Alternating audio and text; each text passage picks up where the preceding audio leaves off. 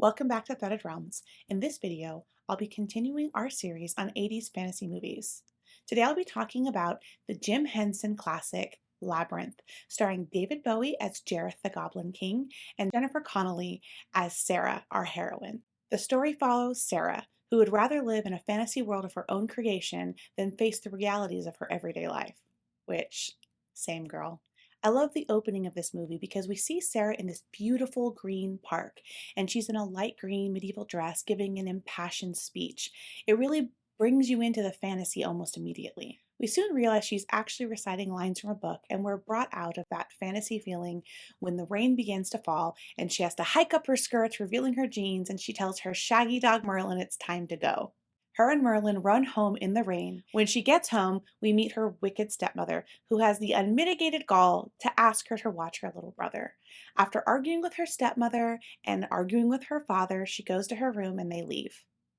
When she begins to hear Toby cry, she realizes that her precious bear Lancelot is gone, and she goes into the room and finds him on the floor. She becomes frustrated when she can't soothe him and he's so upset. She begins to tell a story about a princess who is a slave to her stepmother and to her little brother, and how she wishes that the goblins would come take her little brother away. As she's telling this story, we get a little scene of the goblins hiding in the walls, telling her to say the right words.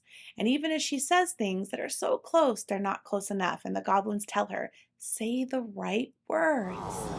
That's not it. Excellent. That rubbish. It doesn't even start with I wish. Oh, Toby, stop it! Oh, I wish I did know what to say to make the goblins take you away. I wish the goblins would come and take you away right now. That's not hard, is it? And finally, she sits her brother down and, in a moment of frustration, actually says the correct words, which opens up the magic portal, allowing the goblins to come in and take her little brother, and summons Jareth, the inspiration for many a romantasy. He is the Goblin King, and he tells Sarah that she made a bargain and she cannot have Toby back. Jareth tells Sarah that the only way that she can get her brother back is to solve his labyrinth, and he gives her 13 hours to do this. She chimes in that this isn't fair, and this is something we see Sarah say a lot throughout the movie. She's constantly saying that things are not fair. If Sarah does not get her brother by the time the hour strikes 13, he will become a goblin forever. As Sarah ventures through the maze, she encounters strange and fantastical creatures. First, she meets Hoggle, her reluctant guide through the labyrinth, who we learn that Jareth has actually told to lead Sarah away so that she cannot finish the light maze. Later, we meet Ludo, the large but kind giant who is friends of rocks, and Sir Didymus, the brave knight puppy, who is adorable and also rides a puppy. Together, they venture through the labyrinth, helping Sarah solve the maze. Sarah, alone and with her friends, encounters many things, such as the ever-changing maze, doors that can lead her places that she never thought she could ever see, underground tunnels with giant heads, warning her to turn back, the bog of eternal stench, which if you dip one toe in, you will smell horrible forever. Throughout the quest, Sarah learns many valuable lessons about friendship, about loyalty, kindness, and fairness.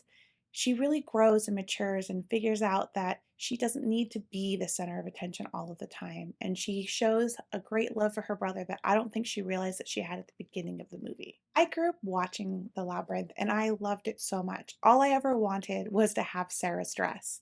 For my first Victorian ball, my aunt actually made me a version that she was able to make with supplies she had on hand, but I still dream to this day of having Sarah's dress. There's something dreamlike about that ballroom scene where she's running through with that beautiful dress that looks like it's a part of the bubble that she's within in that scene. All the goblin faces turning and laughing, her running through confused but also enchanted by all of it. Even broody Jareth in the corner watching Sarah as she goes through the room. As a child, I thought Jareth was this handsome Goblin King. As an adult, it is slightly problematic that this probably hundreds of year old Goblin King is trying to romanticize a 16-year-old girl. While researching for this video, I actually found this really incredible blog by Aria Couture, who went and saw Sarah's dress in the museum. and did a really great breakdown of the materials and the layers that were made to use the dress. I was really surprised to learn that cellophane was used to create that iridescent color rather than the iridescent fabrics that we find so easily today. I'm going to link her blog in the bio below so that you can take a look. She also has some really fantastic videos on YouTube where she talks about what she sees when she's looking at it.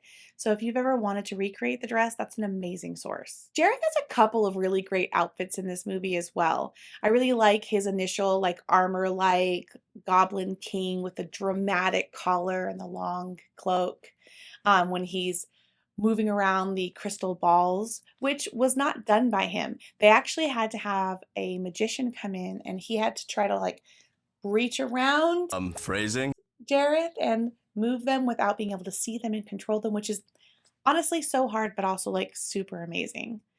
The other outfit I liked was his like bedazzled, definitely Regency inspired blue satin jacket that he wore during the ball scene. And of course, the leather and piratey flouncy outfit that he wore for Dance Magic Dance. But at the end of the movie, he has this like owl-like costume that has like a bone structure as if the wings. It's like he's somewhere between the transition of being a human and being an owl. And that's what he's wearing when he offers like all the temptations to Sarah. I really think it's such a great visual and brings in the idea of what a magical creature Jareth really is. Hoggle was actually a truly innovative puppet. His face was actually more of a helmet that the actress Sherry Weiser actually wore over her head, and then it was controlled by 4 puppeteers. Anytime that you see Hoggle like randomly open his mouth and just like grunt or make a noise, it's because she couldn't actually see through the mask unless his mouth was open. Hoggle has kind of a sad story though, because after production had wrapped, it appears that Jim Henson was taking Hoggle with him on a plane and he was lost in baggage and he wasn't actually discovered until 1997, over 10 years after he was lost. So Hoggle's head was actually really damaged in its time lost and large chunks of his skin were missing. So he had to be restored by an artist to bring him back to his full glory. And he's currently on display at the Scottsboro Unclaimed Baggage Center in Alabama. I have found some really great pictures of him. It is kind of sad that he was lost, but it is also really cool that he was found and restored. Ludo has always had kind of a soft spot for me because he's such a gentle and kind creature, but they made him in a way that he could look like he was coming straight out of your nightmares, but instead was sweet and kind. And I think that Ludo is a reason that I never really was scared of like monsters in that way because he showed that you can't judge someone from the way that they look, you have to judge them from their actions. Ludo's puppet was actually a rather complicated puppet. 2 different men took turns being inside the suit and working the rather complicated face muscles and arms and moved him around. But even though it is a puppet and it was obviously kind of clunky to use, you don't feel that in the movie. It's very seamless and magical, and you really see Ludo for what he is.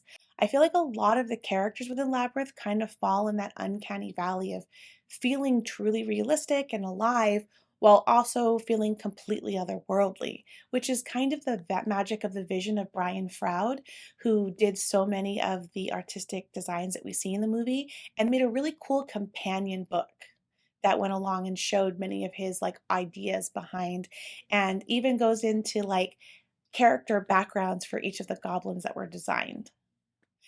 So Labyrinth had a lot of offshoots from the novelization, a 3-part Marvel comic book series, a children's book, action figures, a 2006 manga sequel. It was called Return to Labyrinth, as well as a Commodore 64 game, which is really cool. You can see some walkthroughs online. Um, it gives us this really fantastic quote that I'm going to put up right here. Juicy peaches indeed. So, despite all of these amazing things and these awesome things that were created outside of Labyrinth, it was actually considered a flop. It took $25 million to make Labyrinth, but in the US, they only made about $13 million. Worldwide, it did better, especially in like Japan and Europe. But even considering all of that, it only made about $33 million globally. Jim Henson's son has come out later to say that in the years since then, Labyrinth has continued to make more money than it did in that initial year. But I really think, though, that we have to give Labyrinth some credit because despite being like kind of a new genre of its own, along with Dark Crystal and really mingling the humans and the puppets on the big screen in a way that we really hadn't seen before, it also released the same weekend that Ferris Bueller's Day Off and Top Gun released. Not exactly like a fair box office run to have when you're competing against two still to this day very popular movies. It also didn't help that it got some really harsh critical reviews. Gene Siskel called it awful, with a pathetic story and a visually ugly style. So I'm sure that didn't help considering the kind of power and sway that he had as a critic. While all the songs from The Labyrinth are pretty iconic, I really love that the song Dance Magic Dance was partially inspired by a scene from The Bachelor and the Bobby Soxer, starring Cary Grant and Shirley Temple. I actually saw the movie after seeing Labyrinth, and being young, I thought, oh, that's from Labyrinth, which kind of calls back to kids, oh, that's a Fortnite thing, which my children say to me. Here's a little clip of that. Hey, you remind me of a man. What man? The man with the power. What power? The power of hoodoo. Who do? You do. Do what? Remind me of a man. What man? Speaking of the amazing music, Jim Henson and the producer George Lucas really wanted a rock star to be playing Jareth. They wanted someone who had charisma and musical talent. David Bowie was definitely the best choice, but he was not the only choice. They also considered Michael Jackson, Sting, Mick Jagger, and Freddie Mercury. But I really just don't think anyone could have captured Jareth in the way that David Bowie did. Sarah also had a long list of actresses that were potentially going to be cast in the role, including some big names like Helena Bonham Carter, Sarah Jessica Parker, Molly Ringwald, Ali Sheedy, but really Jennifer Connelly, her test video was so good that she was cast immediately. And I feel like again that she fit the role really well. She was only 14 when they were filming, but she definitely handled the role and created an unforgettable character. Labyrinth is an iconic mix of fantasy, music, puppetry, blending the whimsical storytelling and deep themes of growing up and embracing personal responsibility. David Bowie's performance as Jareth and the imagination of Jim Henson's Creature Shop make this a beloved cult classic. I know that growing up, it was a huge staple in my life and inspired many things, including me deciding one day after watching it with my sister to Google it and discovering the Labyrinth Masquerade that happens in Los Angeles. We have 2 videos on that if you want to hear more about it. But if you love the world of Labyrinth, it's definitely something that you could look into. It happens in August in LA, and it's just the most fun. Did you also grow up watching Labyrinth? And if so, how did it impact you? I have people that I know that found it kind of creepy and didn't appreciate it until they were older, or there are people like me that loved it immediately and wanted to like live in that world. If you discovered it as an adult, how did you feel? Did you hear about it before? Were you charmed by Jareth or were you creeped out by the age difference? I feel like Labyrinth tells the tale of growth and maturity and taking on responsibility, but also like accepting help and friendship. And it's something that I really love. I really want to thank everyone for joining me in this video and listening to me talk about a movie that I love. In the comments, let me know what your favorite things are, if you've watched it, and I look forward to seeing you guys in our next video in this series. We'll see you soon. Bye!